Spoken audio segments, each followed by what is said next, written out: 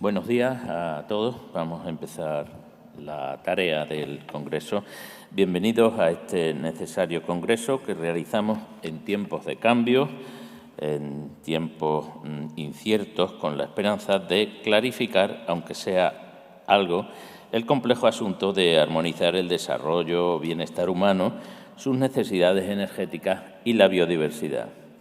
Los ecologistas iniciamos nuestra propuesta con un claro renovable sí. Viendo que era un buen negocio y un negocio también necesario, llegaron los grupos especulativos con afán de lucro. Se empezaron a ver algunos impactos negativos y tuvimos que pasar al renovable sí, pero no así. Empezaron las luchas ciudadanas, las luchas ecologistas, aumentó el debate y los comentaristas de la actualidad noticiable empezaron a decir que ese pero no así tenía tintes muy egoístas y en realidad lo que quería decir era pero no aquí. Se me ocurre que quizás la pregunta clave sea ¿por qué aquí y no allí? Es decir, ¿por qué siempre acaban en un sitio valioso en términos de biodiversidad y naturaleza? Veamos rápidamente algunos datos. España se nutre aproximadamente de un 55% de energía renovable diariamente. Hay días con más, días con menos, pero no hay un equilibrio regional entre la generación y el consumo. Y esto ya a mí no me parece tan bien, pues la generación tiene un impacto a veces muy negativo y el consumo de energía económicamente en el mundo capitalista suele generar muchas plusvalías, o por lo menos más plusvalías. La potencia fotovoltaica de Extremadura es de 5.298 megavatios, la de Andalucía, con el doble de territorio, el doble de extensión, 4.047 megavatios, y la de Madrid, 63 megavatios, con muchísimo más tejados que Extremadura y posiblemente que Andalucía. Sin embargo, el balance energético de Extremadura es positivo en 19.617 gigavatios, contando también con Almaraz y sus eternos residuos. El de Andalucía es negativo en 10.048 gigavatios y el de Madrid súper negativo con 27.208 gigavatios. Empezamos con dos ponencias relacionadas con la lucha frente al cambio climático y la soberanía energética. Las dos primeras ponencias dentro del marco impactos positivos y negativos de las energías renovables. Nuestros ponentes serán, en primer lugar, Mara Asunción Higuera, que nos hablará sobre la visión de WWF para la transición energética, la senda de 1,5 grados centígrados compatibles con la naturaleza, y a continuación Anchón Olave Egaña expondrá el tema emergencia climática, transición energética y el papel central de las renovables y la posición clave en la península ibérica en dicha transición. Mar es bióloga, responsable del programa de clima y energía de una de las principales organizaciones ecologistas del mundo, WWF, en su parte española, miembro del Consejo Nacional del Clima y de la Alianza por el Clima. La misión de su organización es sencilla de comprender y compartir, pero a la vez complicada de llevar a cabo: construir un futuro en el que las personas vivan en armonía con la naturaleza. Sin duda, la participación de Mar ayudará a cumplir su misión y también el objetivo y las pretensiones de este Congreso. Anchón, por su parte, es economista ambiental y ensayista. Ha publicado más de 30 ensayos sobre cambio climático en prestigiosos medios de comunicación. Es autor de varios libros. El último se titula Necesidad de una política de la tierra, emergencia climática en tiempos de confrontación. Últimamente ha formado parte del gabinete de la ministra para la Transición Energética y el Reto Demográfico. Ha sido codirector y coordinador del equipo multiprofesional que ha elaborado el Plan Nacional Integrado de Energía y Clima 2021-2030, director del equipo que ha elaborado la Estrategia de Descarbonización a largo plazo, que se presentó en la Unión Europea y en las Naciones Unidas. Sin duda que el bagaje de nuestros dos ponentes nos ayudarán a cumplir los objetivos de este programa, porque su mochila de conocimiento creo que es enorme. Le doy la palabra a Mar.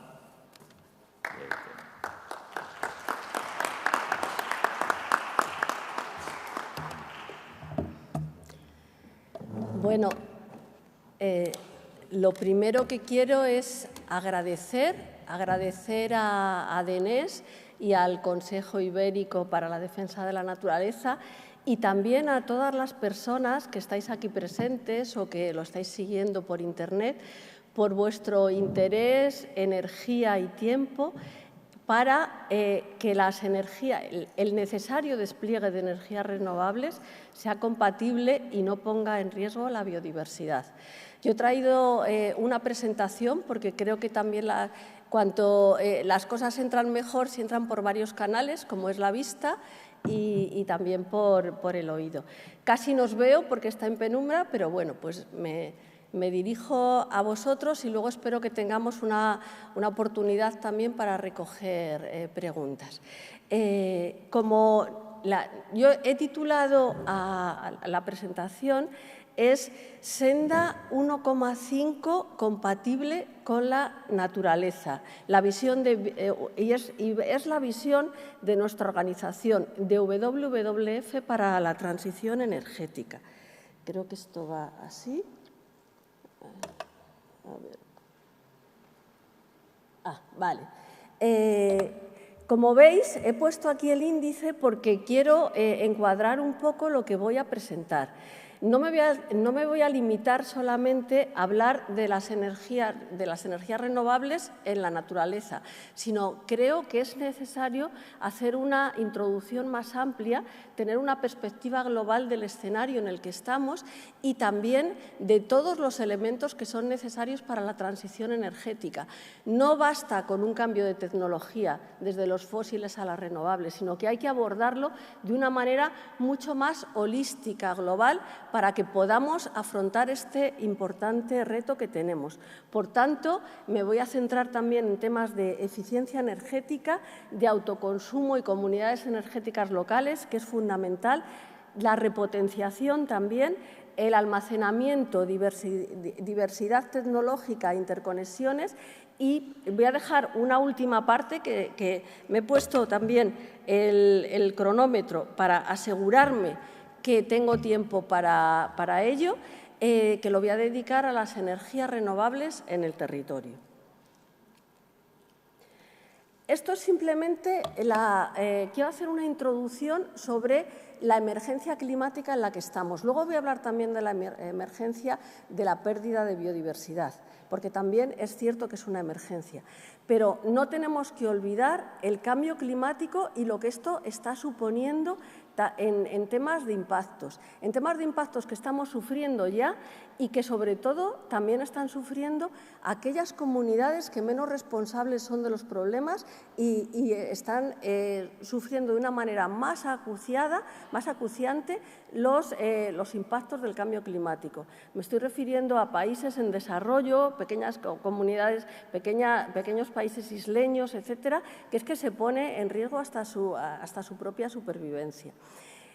Nos dicen y la ciencia lleva muchos años estudiándolo, el último informe del Panel Intergubernamental de Cambio Climático, que se ha publicado hace muy poquito, sobre todo el resumen para los responsables de política, la necesidad de no sobrepasar un aumento de temperatura global de 1,5 grados por encima de las temperaturas preindustriales. En la actualidad, a nivel global, ya estamos en 1,2. Y las tendencias, si no tal como vamos, es que llegaríamos a superar los 3 grados. Este incremento de 3 grados de aumento de temperatura global supondría, aparte de todos los impactos, pues los impactos en aumento de sequías, de lluvias torrenciales cuando se producen, porque el cambio climático lo que hace es que se extrema precisamente los fenómenos climáticos extremos se hacen más frecuentes e intensos. Entonces, tenemos un grave problema que afrontar y que además también el cambio climático supone un grave problema para la biodiversidad. Este escenario de 3 grados supondría aproximadamente, por algunos estudios que se han hecho, el 75% de pérdida de biodiversidad. Por tanto, es muy importante abordar este problema. Y para ello,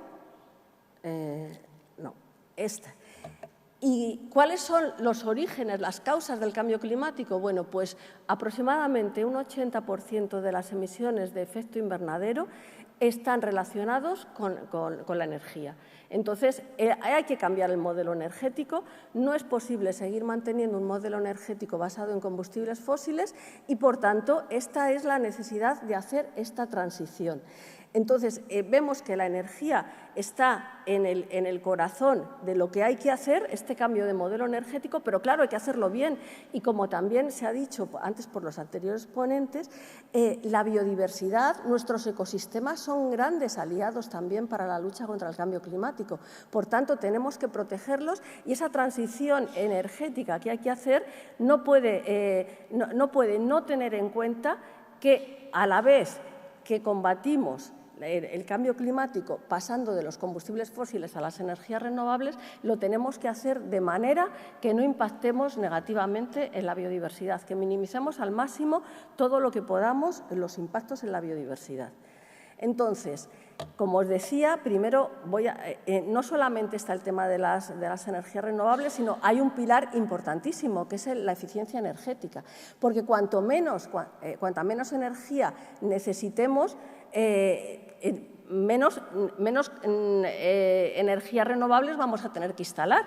Entonces, es que además lo que nos dicen es que precisamente, y esto lo dice IRENA, que es el Instituto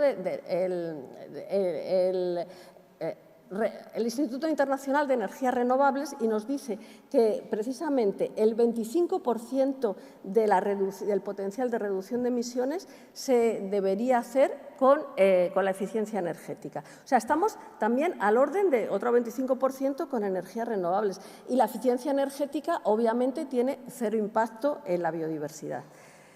¿Qué es lo que desde nuestra organización, desde WWF, estamos pidiendo, estamos apostando por el tema de las energías, de la eficiencia energética? Pues es que hay que combinar medidas que sean a corto plazo, a corto y medio plazo, pero sobre todo medidas estructurales, como la gestión de la demanda, rehabilitación de la energía, rehabilitación energética, transporte, etcétera.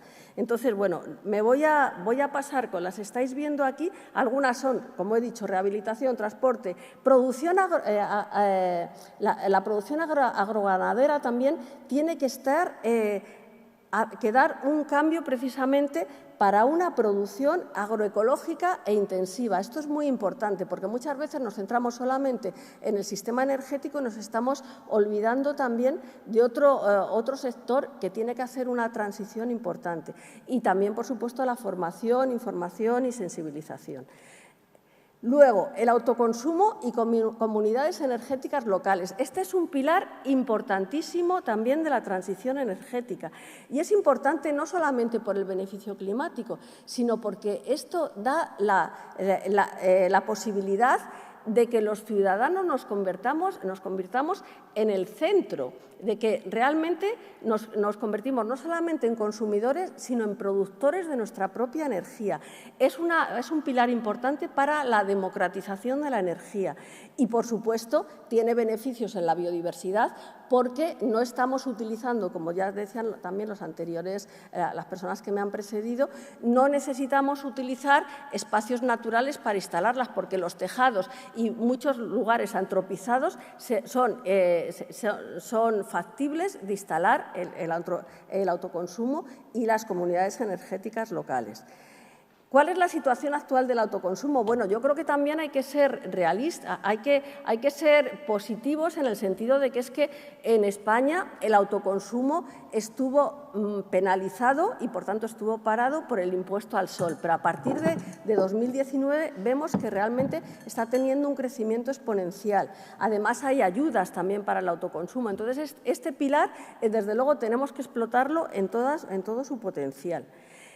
En el año 2021, el 4% de la potencia instalada de renovables solamente era de autoconsumo en España, mientras que en países como Alemania o Italia superaban el 20%. Entonces, esto es algo que hay que revertir, que se está haciendo, pero tenemos que acelerarlo. Y nosotros consideramos que en 2030 al menos el 15% tendría que ser de energías renovables, tendría que ser de autoconsumo. Y hay, en estudios que hemos visto, hay un potencial teórico para que en 2050 el 45% del potencial de energías renovables sea de autoconsumo. ¿Cuáles son nuestras peticiones? Bueno, pues ese objetivo vinculante, reducir las barreras administrativas. Todavía hay barreras administrativas, especialmente de las comercializadoras, que están dificultando muchísimo que los ciudadanos, una vez que se hayan instalado el autoconsumo, realmente lo puedan conectar y se pueda desarrollar. Y además también hay un papel importante de red eléctrica para que el 20% de la capacidad de evacuación de cada nudo sea para proyectos de autoconsumo, que es lo que nosotros estamos pidiendo, y que haya una transposición de la directiva para dotar a las comunidades energéticas de reconocimiento jurídico. Otro pilar importante es la repotenciación, y la repotenciación sobre todo en la eólica, porque son en parques que tienen más de 25 años, los solares no, pero eólicos sí. Y nosotros lo que hemos visto, bueno, por supuesto, en los beneficios de la repotenciación es que no se necesitan espacios nuevos, sino en espacios donde ya existen estos parques, que se amplíen las máquinas. Por supuesto, teniendo muy en cuenta también el impacto que esto puede tener, porque somos conscientes de que quizás no tanto en aves, pero que en quirópteros pueden tener un impacto negativo. Entonces, vale. Nuestras estimaciones son que 6 gigavatios instalados eólicos son susceptibles de repotenciación. Y esto, si se repotencian, podría suponer un 5 gigavatios a través de repotenciación. Es decir, que pasar del objetivo de 30 gigavatios instalados actuales a los 50 gigavatios, que es el objetivo del PNIEC para 2030, 5 de ellos podrían ser por repotenciación.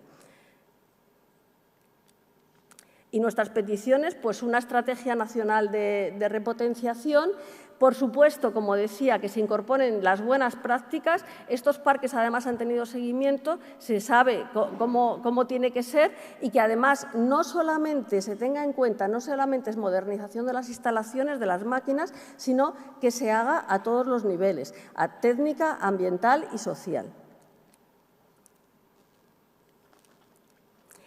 Almacenamiento e interconexiones. Este también es fundamental porque las energías renovables, sobre todo la solar y la eólica, vemos que por su naturaleza, que son intermitentes, necesitan un respaldo. Entonces, necesitamos tanto almacenamiento como interconexiones.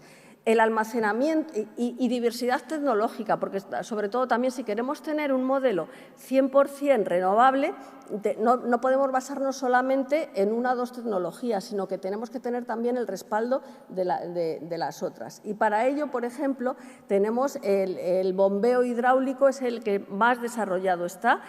Nosotros apoyamos el bombeo hidráulico siempre que se haga bien hecho y sobre todo en cursos de agua que no estén conectados directamente con los ríos. Luego tenemos otra fuente, sería la termosolar, pero la termosolar también tiene el problema de que requiere grandes cantidades de terreno para instalarse. El hidrógeno renovable. Nosotros el hidrógeno consideramos que puede ser un vector de la descarbonización, pero solamente por supuesto, renovable y destinado a usos que no pueden ser directamente electrificados. No tiene sentido que algo que puede ser directamente electrificado, que es mucho más eficiente y no tiene pérdidas, lo pasemos a hidrógeno. Entonces, sería para… y además tampoco para exportar grandes cantidades a otros países. No queremos convertirnos en el hub energético de Europa. Y luego las baterías, sobre todo las baterías de detrás del contador, pero también somos conscientes de los problemas que pueden tener, sobre todo por el tema de la minería de los materiales. Vale. Y luego paso directamente a las interconexiones. El ratio de España de interconexiones es muy bajo, necesitamos aumentarlo. Y nuestras peticiones de almacenamiento pues serían, por ejemplo, subastas de energías renovables específicas que incluyan un porcentaje de almacenamiento. También que los concursos de acceso y conexión tengan criterios de almacenamiento específicos. Y luego desarrollar el desarrollo normativo del almacenamiento detrás del contador. Y el hidrógeno renovable, ya lo he comentado, nosotros no estamos a favor del proyecto H2Med, precisamente porque consideramos que tiene el peligro de sobredimensionar la potencia que tenemos que instalar en nuestro país de energías renovables, precisamente para luego tener capacidad de poder exportar a Europa. Y en interconexiones, bueno, por supuesto, evitar zonas de alta sensibilidad ambiental y establecer otras alternativas, por ejemplo, el soterramiento en sitios más sensibles, y luego planificar el correcto dimensionamiento de las redes para no fomentar la sobredimensión del parque renovable. Y ahora ya paso al tema que aquí es esencial, energías renovables compatibles con la naturaleza. Quería poneros estos datos para que nos hagamos una idea también del enorme reto que tenemos para hacer esta transición. Necesitamos este modelo energético 100% renovable. Nosotros estamos pidiendo para el año 2040, 2050 nos parece que es demasiado tarde. Y en la actualidad, bueno, con los últimos datos que yo he encontrado del Gobierno, que son de 2021, el consumo de energía primaria en España tan solo no llegábamos ni a un 17% de energía renovable. Si tenemos que pasar, y veis la cantidad que hay de productos petrolíferos, de gas, de nuclear, etcétera. Si queremos y necesitamos pasar esto a 100% renovables, pues es que necesitamos muchas renovables. El reto está dónde las instalamos, dónde y cómo. Y también que necesitamos parques grandes. No sería suficiente, ya os he puesto antes, el potencial, y es un potencial teórico, el de la Universidad de Sevilla del autoconsumo, como mucho sería de un 40%, pero necesitamos pasarla toda. Entonces, y luego los objetivos del PNIEC, que también os los he puesto ahí para que los veáis, y los del Fit for 55, que además se están revisando y se tienen que revisar al alza. En cuanto al sector eléctrico, Red Eléctrica cogió estos datos en abril de 2023. De eólica teníamos 30 gigavatios de potencia instalada, de fotovoltaica 20 y luego de otras energías renovables. Los objetivos del PNIEC son 50 gigavatios de eólica y 37 de solar fotovoltaica, o sea que tenemos todavía un recorrido. Esto era las fuentes oficiales y lo que hay en la realidad, pero también es cierto, y por eso he cogido estas fuentes del País, que publicó El País, y es que lo que hay en la actualidad serían estas 25 instalaciones, grandes instalaciones, porque estamos hablando también de las instalaciones de más de 50 megavatios, son las que gestiona el Gobierno central. Las comunidades autónomas son instalaciones más pequeñas. Pero lo que está pasando también es que hay concedidos muchísimos permisos de instalación de estos proyectos más grandes, precisamente, y lo que no sabemos es si todos ellos se van a llevar a cabo o no. Pero, claro, hay una alerta, También os quiero decir que la superficie que estáis viendo, desde luego, no tiene nada que ver con la superficie que ocuparían en el terreno, que en esta escala no se vería. Pero, bueno, nos hacemos una idea del cambio de lo que hay en la actualidad a lo que está previsto hacer. Aquí están un poquito más detallados los datos, pero no me voy a meter mucho en ello. Lo que sí quiero dejar claro aquí es que tenemos una gran necesidad de instalar proyectos de energías renovables, que es verdad que la industria se ha puesto en ello, y lo que nos está faltando es que los criterios sean adecuados. No, 2 minutos. Me he puesto 25 minutos y llevo 16. Que los criterios sean adecuados.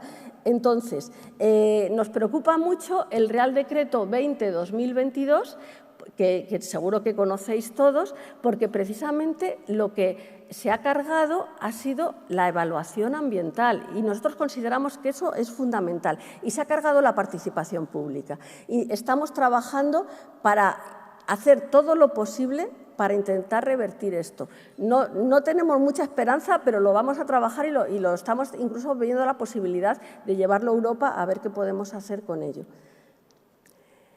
También es cierto, y os quería poner aquí de manifiesto, que hay estudios que lo que dicen es que el impacto de los combustibles fósiles sobre la biodiversidad, sobre todo por el cambio climático, es mucho mayor que el de las energías renovables. Lo que pasa es que las energías renovables se ve más porque es un impacto local, pero también tenemos que tener en cuenta este impacto que supondría hasta el 75% de pérdida de biodiversidad en este modelo del escenario de la Agencia Internacional de la Energía, con las políticas energéticas establecidas, que son básicamente combustibles fósiles.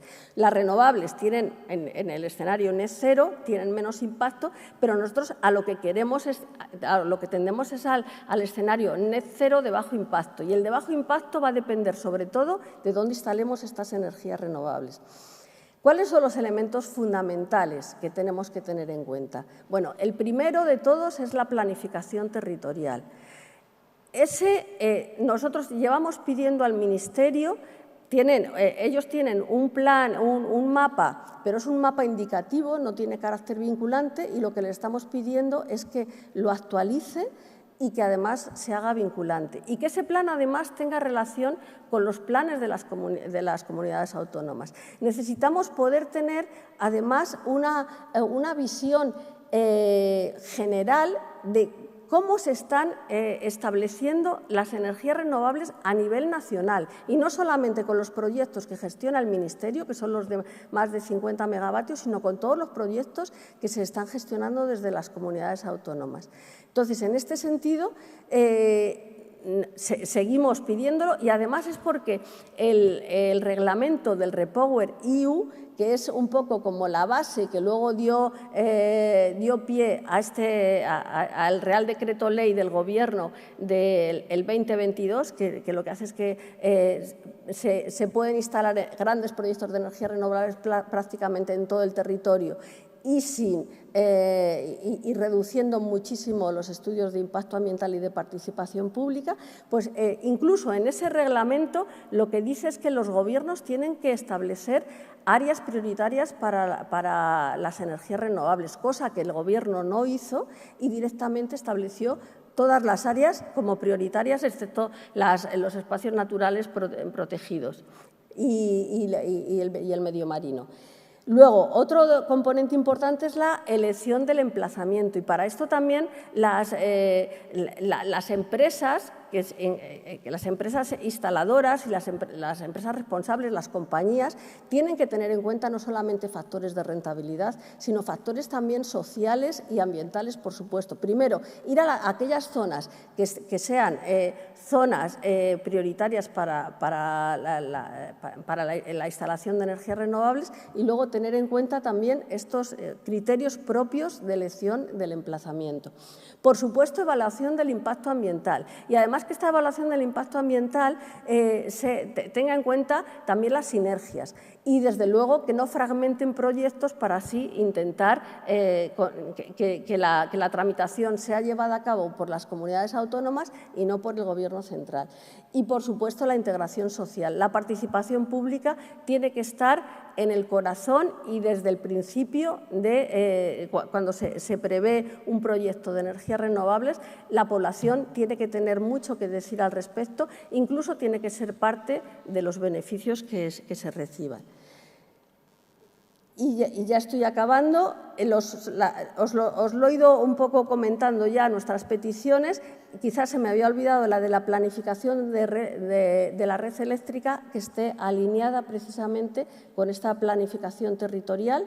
Y yo creo que sí, están prácticamente, ya os he comentado todos los criterios que nosotros consideramos. Si queréis, luego en el turno de preguntas puedo detenerme más en algunos de ellos y por mi parte nada más. Creo que me ha tenido al tiempo, incluso voy a dejar un par de minutitos más. Así que muchas gracias.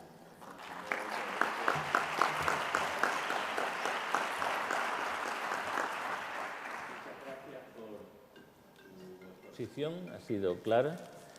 Anxón, tienes la palabra.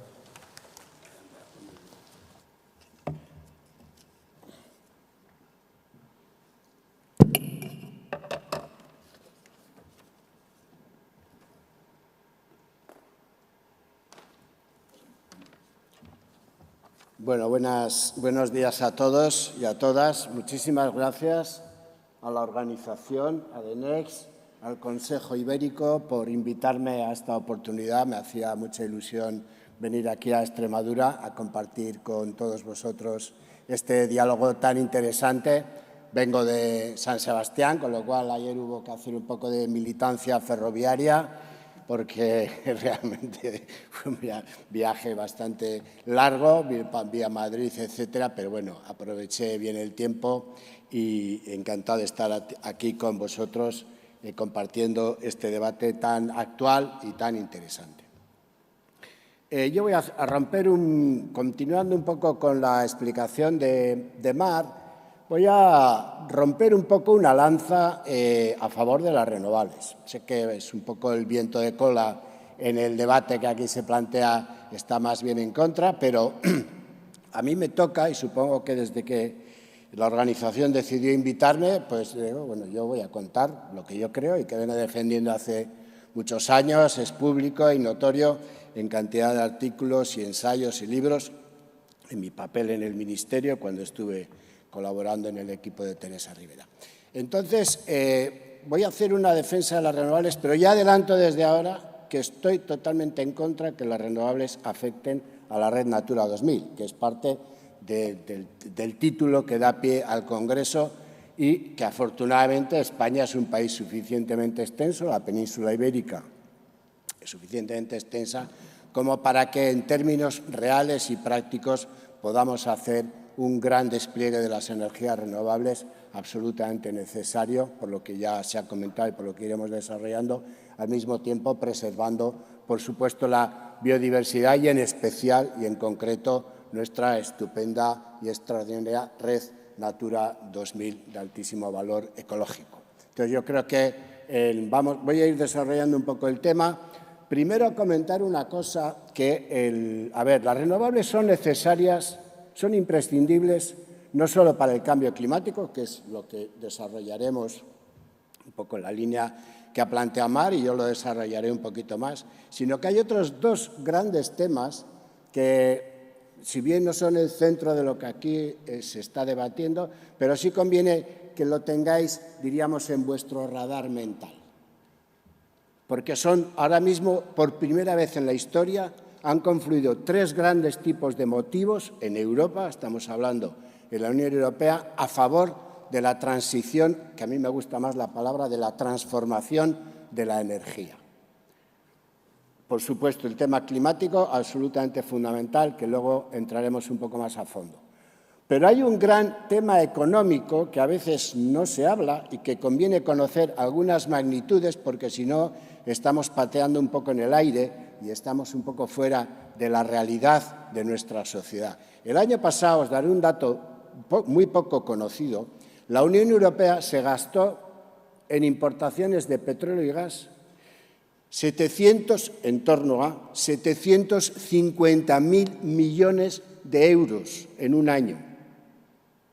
Por supuesto, fue mucho más de un año normal, por los encarecimiento brutal que conocimos del petróleo y del gas por razones de todas conocidas, asociadas a la guerra de Ucrania, etcétera, etcétera. Es decir, hay un argumento económico poderosísimo, porque imaginaros, a España, solo a nuestro país, le costó el año pasado, en términos netos, más de 50.000 millones de euros, que van básicamente hacia otros países. Perdemos la mayor parte de ese valor añadido que he traído a nuestra propia economía, a nuestra sociedad, a nuestras necesidades educativas, sociosanitarias, de asistencia social, etcétera. Imaginaros la cantidad de dinero que estamos hablando si el valor añadido principal de esos recursos energéticos se queda en nuestro territorio. Solamente en gas, que sepáis, el famoso gas que ha dado origen a esta última crisis, hemos gastado en Europa en el año 2022, en un año, 390.000 millones de euros. Entonces, hay una casuística económica absolutamente clara para salirnos del sistema energético fósil, aparte de, por supuesto, las razones climáticas que luego desarrollaremos más en profundidad. Pero además hay una tercera razón, y esto es un elemento nuevo en la coyuntura actual que estamos viviendo a raíz de la crisis de Ucrania, y es que por primera vez hay razones de seguridad nacional, seguridad europea, que nos impulsan a abandonar el sistema energético fósil a favor de la eficiencia, el ahorro y las renovables. ¿Por qué? Porque los vectores de exportación de petróleo y gas, como hemos comprobado en diferentes casos estos años recientes, se utilizan como vectores de poder. Se utilizan al servicio de objetivos de geopolítica exterior, en este caso por parte del Kremlin, pero también vimos en el caso de Argelia cortando el gas a Marruecos, etcétera. Es decir, hemos descubierto en nuestra propia carne que depender de importaciones de petróleo y gas de otros países, y más si son países con los que tenemos unos ciertos desencuentros geopolíticos importantes, es una vulnerabilidad en nuestra seguridad como sociedad y como economía. Por lo tanto, razones climáticas, razones económicas y razones de seguridad han creado un poderosísimo triángulo de fuerzas a favor de la transformación de la energía, a favor del ahorro y la eficiencia y las energías renovables. En el tema del cambio climático específicamente, que es lo que yo más he trabajado en los últimos 30 años, está claro, algunos datos importantes ya los ha dado Mar. A ver, el debate sobre cambio climático y biodiversidad, yo creo que todas las personas que estamos aquí sabemos que son los dos pilares centrales de la crisis ecológica sistémica en la que ya nos hemos adentrado a nivel global.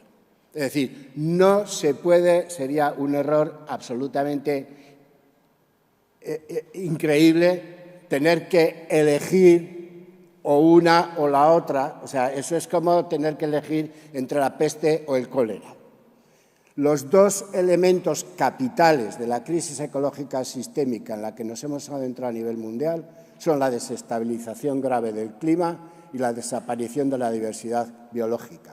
Son dos vigas maestras, como nos recuerdan muy bien la gente del Instituto de Resiliencia de Estocolmo, Will Stephen y Johan Rostron y su equipo, que han trabajado desde hace 20 años en el paradigma de los límites ecológicos planetarios, y ellos han dejado claro que son la diversidad biológica y el clima, son los dos elementos centrales del sistema Tierra, porque son los que han coevolucionado a lo largo de 3.500 millones de años y han permitido que tengamos el planeta Tierra que tenemos en la actualidad.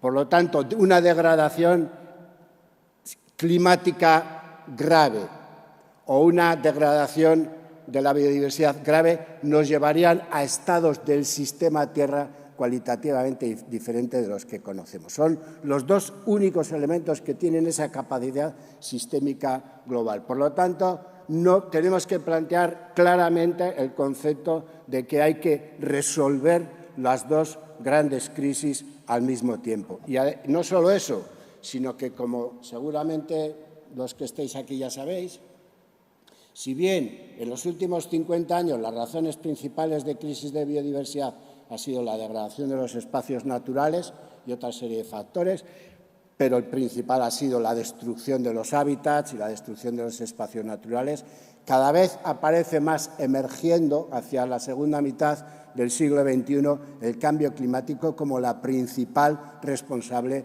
de la destrucción biológica en la Tierra. ¿Por qué? Porque realmente, como se ha comentado, si nos adentramos en un incremento de la temperatura por encima de los 2,5 grados, el impacto sobre la biodiversidad va a ser absolutamente extraordinario. Ya está siendo ahora mismo con 1,2, sobre todo en ecosistemas como los arrecifes de coral y otros, pero realmente la amenaza sobre la biodiversidad, si no somos capaces de reconducir la desestabilización climática en la Tierra, es abrumadora. Entonces, por lo tanto, la crisis climática es, junto con la pérdida de diversidad biológica, y yo añadiría la degradación ambiental de los océanos, el tridente fundamental de la crisis ecológica sistémica en la que estamos. La crisis climática se está enfrentando, vamos con mucho retraso respecto a las demandas de la ciencia del clima, se están haciendo también avances importantes, aunque no siempre se insiste en ellos, pero en el marco de este debate que tenemos, de este congreso, lo más importante es entender que el 80%, como ha dicho Mar, el 80% de las emisiones de gases de efecto invernadero hoy, en 2023, en el mundo, se deben al sistema energético fósil, a la combustión de carbón, petróleo y gas. Ese es el núcleo absoluto de la crisis climática. Por eso, algunos llevamos muchos años y décadas diciendo el núcleo de la crisis climática es un sistema energético fósil y la descarbonización sistemática de la economía y de la sociedad es la única solución. No hay otra, porque además tenemos un tiempo limitado. Tenemos que hacer esta transformación a lo largo de las 2-3 próximas décadas y hay que hacerla no solo en España, no solo en Europa, no solo en la península ibérica, sino a nivel mundial. Entonces, si el 80% de las emisiones de gases de efecto invernadero dependen del sistema energético, no hay otra solución más que descarbonizar la economía. Y eso significa sacar el carbón, sacar el petróleo, sacar el gas en diferentes fases en función de la disponibilidad de tecnologías alternativas. Y eso, queridos amigos, solo se puede hacer si vas poniendo al mismo tiempo energías renovables de forma masiva. De forma masiva. Tenemos que pensar que hay que descarbonizar toda una economía industrial como la española, como la europea. Tenemos que descarbonizar el transporte, tenemos que descarbonizar las fábricas, tenemos que descarbonizar las fábricas de cemento, las carreteras, los trenes, los aviones, los hospitales. Es la descarbonización del conjunto de toda una economía y lo tenemos que hacer en 25, en 30 años. Entonces, no hay otra solución que tener una gran cantidad de energías renovables. Por supuesto, primero, siempre insistiremos en el ahorro y la eficiencia energética, importantísimos, pero necesitamos una enorme cantidad de energías renovables. Entonces, es muy... quiero decir, para los que llevamos muchos años, como en mi caso, en estas batallas, hay que recordar, y me gusta recordar, lo escribí recientemente en el diario.es, un artículo en el que, bueno, venía a hacer un poco de memoria histórica en el año 76, cuando Lobbins escribió su famoso artículo en Foreign Affairs en Estados Unidos, por primera vez planteando un sistema energético alternativo, sistemático, lo que se llamaba el camino suave, basado en la distribución, basado en la cercanía a los consumidores finales, basado en la fuerza del sol y del viento, frente al sistema energético duro de las nucleares y de las energías fósiles. Estamos hablando de hace 50 años, ya sabemos cuál de los dos grandes modelos triunfó. Por supuesto, triunfó el sistema energético duro, y lo que hemos tenido después, pues lo conocéis muy bien, una desestabilización climática grave que puede llevar literalmente a la destrucción de nuestro mundo, 7 millones de personas que mueren cada año por la contaminación en las ciudades, sobre todo en países asiáticos, Hemos creado guerras por el control del petróleo, hemos encontrado crisis macroeconómicas derivadas del uso geopolítico del gas, ahora mismo en 2022 por parte del Kremlin. Es decir, hay un lado oscuro asociado a un sistema energético fósil basado en fósil y nuclear, que realmente la opción alternativa, y hace 40 o 50 años, era simplemente un sueño, era una utopía pensar que alguna vez eso se pudiese cambiar. Y desde la inmensa mayoría del movimiento ecologista internacional y nacional siempre se defendió el camino de las energías suaves, es decir, el camino suave de las energías alternativas renovables junto con la eficiencia y la proximidad, etcétera. Entonces, por ese sentido, ahora que estamos haciendo realidad por primera vez, después de 50 años, se está haciendo realidad este despliegue de las renovables, no nos podemos equivocar de enemigo. El enemigo, amigos y amigas, no son las renovables. Otra cosa es que lo tenemos que hacer bien, efectivamente, y ahí hay un gran camino de mejora que yo espero que la próxima legislatura, que ojalá sea progresista, se pueda hacer un desarrollo metodológico importante de cómo tenemos que hacer las cosas en el territorio a nivel ya de la planificación, la identificación de los lugares, la metodología participativa, los incentivos al territorio, a las personas, etcétera. Yo creo que ahí hay un tremendo camino de mejora, como hemos tenido, por cierto, en España, que se nos ha felicitado internacionalmente varias ocasiones por las Naciones Unidas, por el tema de la transición energética justa. Es donde más lejos hemos llevado esa metodología y podemos aplicar un camino, diríamos, parecido o semejante o equivalente para hacer bien también en el tema del despliegue de las energías renovables. Os daré un dato que seguramente algunos ya conocéis, pero si ya nos estamos empezando a preocupar con el actual despliegue de las energías renovables, que ahora mismo en España, como se ha visto, estamos en torno a unas 70.000 megavatios de energías renovables, incluyendo los 17.000 de hidráulica, que esos ya no van a crecer. Pero para que nos hagamos una idea, hacia mediados de siglo, y ojalá fuese un poco antes, cuando España alcance la neutralidad climática, esperemos que sea hacia 2045, vamos a necesitar en torno a 200 o 250.000 megavatios de energías renovables. Y esto lo tenéis que tener claro. No hay manera de alcanzar la neutralidad climática de un país como España si no tenemos ese nivel de energías renovables que nos permitan descarbonizar la industria, el transporte, los servicios, la agricultura, por supuesto el sistema eléctrico, que es lo que está... Es así, esas son las magnitudes y esas son las realidades.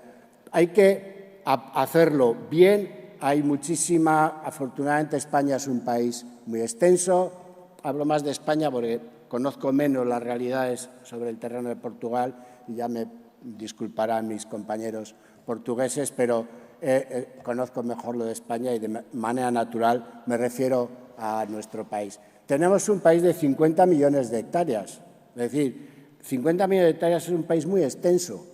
Todo el desarrollo que necesitaríamos hasta mediados del siglo XXI se podría hacer utilizando aproximadamente el 1% del territorio nacional. Con lo cual insisto, no nos equivoquemos de enemigo. Podemos hacer las cosas bien, se pueden hacer las cosas bien. Es absolutamente crucial descarbonizar el sistema energético nacional de España y de Portugal, porque este es otro mensaje importante para este Congreso. Europa es el actor clave decisivo en la respuesta a la crisis climática. Es así. Somos la única gran potencia que desde hace 30 años hemos hecho los deberes. No quiere decir que no haya habido contradicciones y retrocesos, se podrían criticar algunas cosas. Pero si vemos la trayectoria de los últimos 32 años, desde 1990 a 2022, Europa es la única potencia mundial que ha mantenido todo el tiempo la posición, incluso cuando la mayoría de los otros grandes emisores miraban para otro lado. Esto se traduce en que Europa ha hecho, en buena medida, está haciendo los deberes. Somos el único lugar del mundo que hemos reducido un 30% las emisiones entre 1990 y 2021. al mismo tiempo que la economía ha aumentado en términos reales un 63%. ¿Con esto qué quiero decir? No es para vanagloriarnos, sí, un cierto orgullo de sentirnos europeos que hemos hecho, que se está haciendo, sino que el resto del mundo espera de nosotros que sigamos liderando la transformación de la energía y la acción climática. Entonces, si Europa no lo hace, amigos y amigas, no lo van a hacer los demás. Europa tenemos que seguir tirando de este carro. Europa tiene que hacer de la respuesta a la crisis climática y la transición de la energía el eje central definidor de su política exterior. Y por eso la península ibérica, que somos un componente fundamental para este desarrollo de energías alternativas, limpias, renovables, para toda Europa, tenemos que estar tirando del carro. Nosotros, España y Portugal, ahora mismo nos hemos convertido en el centro de gravedad de Europa. Se ha venido hacia el sur en los debates sobre energía y clima, gracias a que desde aquí estamos en condiciones de hacer una apuesta importante por estos desarrollos. Por eso, no nos equivoquemos. Es fundamental que la península ibérica, junto ahora mismo con Alemania, que también está haciendo una apuesta muy fuerte por las renovables y por la acción climática, lideremos esta transformación en Europa para que, a su vez, Europa pueda seguir tirando del carro en los grandes debates internacionales de la acción climática, porque si no lo hace Europa, no lo va a hacer nadie. Entonces, mis últimos minutos. Bueno, quiero comentar una cosa un poco complementaria. Aprovechando que estoy aquí, aprovechando este foro, estoy extraordinariamente preocupado, no tanto, como veis, por el desarrollo de las energías renovables sobre el territorio, que es el tema de este debate, porque creo que se puede hacer bien y, de hecho, hay algunas ideas concretas que lanzaremos algunos para la próxima legislatura, en el caso de que haya gobierno progresista. Por ejemplo, la creación de una dirección general dentro del Ministerio que se dedique exclusivamente y prioritariamente a organizar esta metodología y este despliegue sobre el territorio con criterios basados en las mejores prácticas. Yo creo que esto podría ser una mejora de gobernanza concreta para hacer esto muy bien en los próximos años en España. Pero a lo que me refería es algo más amplio. Creo que ese debate lo podemos hacer bien, hay razones y vamos a hacerlo bien. Vamos a compatibilizar claramente la protección de nuestra naturaleza y biodiversidad con el desarrollo de las renovables. Sin embargo, lo que me preocupa y mucho es que España se está adentrando en una situación que yo voy a empezar a llamar de emergencia ecológica nacional, como resultado de los impactos gravísimos del cambio climático que ya empiezan a ser reales en nuestro territorio. El año pasado, 2022, el verano, fue un cierto despertar. Y a mí lo que realmente estamos hablando de incendios de sexta generación, la desertización que se ha comentado al principio. Estamos con unos problemas de sequía gravísimos ya en buena parte de la península ibérica. Tuvimos 4.000 o 5.000 muertes prematuras el año pasado como consecuencia de los 42 días de olas de calor. Y lo que realmente me indigna y mucho es que estos temas no están en el debate político. Me indigna y mucho que en el debate político nacional a veces una sarta, con perdón, de tonterías y de sinsorgueces. No siempre, afortunadamente, pero muchas veces realmente los telediarios y los medios están ocupados en cuestiones que son nimias. Y esto que estamos comentando, nos jugamos literalmente el futuro de nuestro país. Literalmente, porque es el capital natural de España y de la península ibérica el que está en cuestión. Y con esto lo que quiero decir es que hay que movilizarse para llevar estos temas a la agenda pública en la próxima legislatura. No puede ser que, adentrándonos, como ya estamos en España, en las consecuencias más duras del cambio climático, con manifestaciones como las que he comentado, estos temas estén pasando prácticamente sin pena ni gloria en el debate público. Muchas gracias.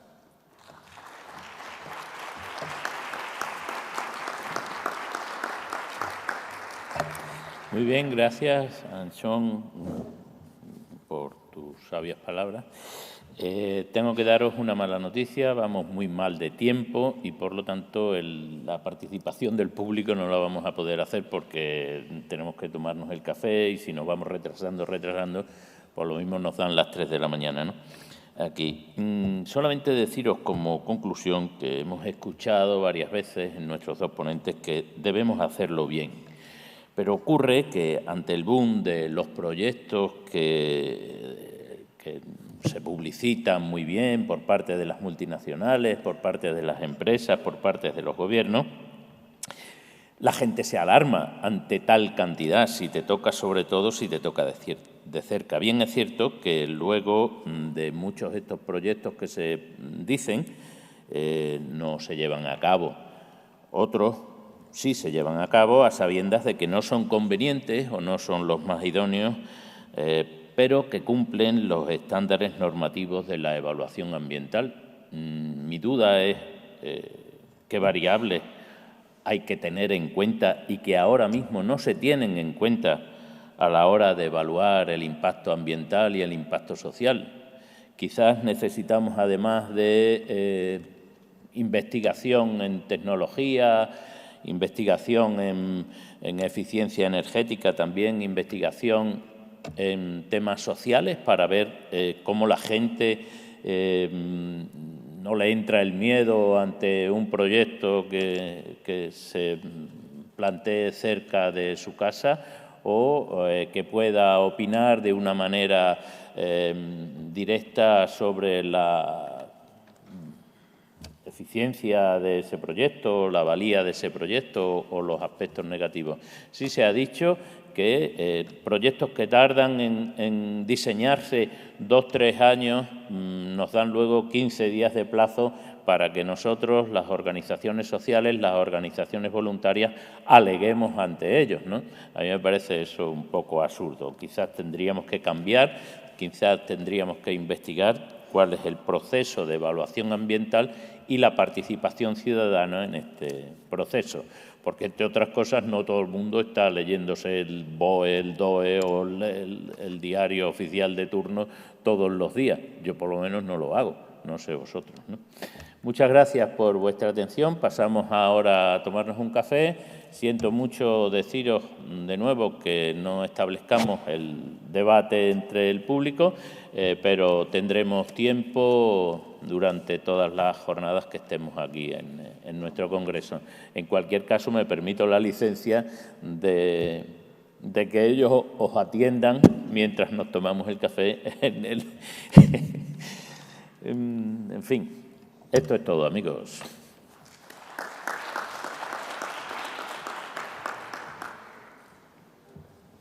Una breve pausa de 15 minutos, ¿vale?, para el café.